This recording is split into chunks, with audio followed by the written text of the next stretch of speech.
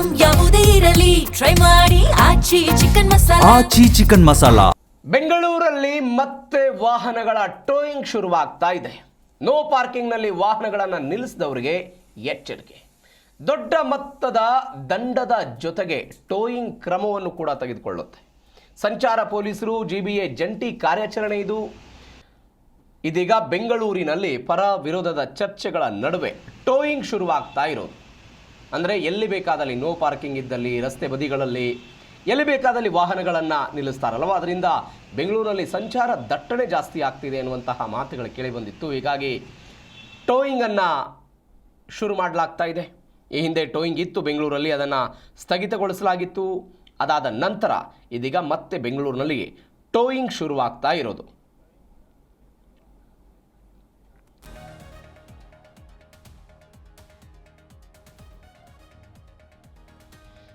ದಂಡ ಮತ್ತು ಶುಲ್ಕದ ವಿವರಗಳನ್ನು ನಾವು ಗಮನಿಸ್ತಾ ಹೋಗೋದಾದರೆ, ನೋ ಪಾರ್ಕಿಂಗ್ ಉಲ್ಲಂಘನೆಯ ದಂಡ 500 ರೂಪಾಯಿ ಇದೆ. ಟೋಯಿಂಗ್ ಶುಲ್ಕ ಬೈಕ್ಗೆ 650 ರೂಪಾಯಿ ಇರೋದು.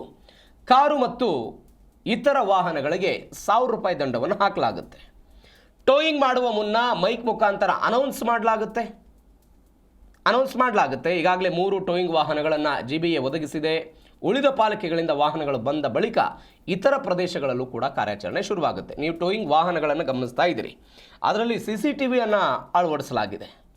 ಯಾಕಂದರೆ ಈ ವಾಹನ ಮಾಲೀಕರು ಮತ್ತು ಪೊಲೀಸರು, ಆ ಟೋಯಿಂಗ್ ಮಾಡುವಂತಹ ಸಿಬ್ಬಂದಿ ಏನಿರ್ತಾರೆ, ಅವರ ನಡುವೆ ವಾಗ್ವಾದಗಳಾಗ್ತಾ ಇರ್ತಿತ್ತು.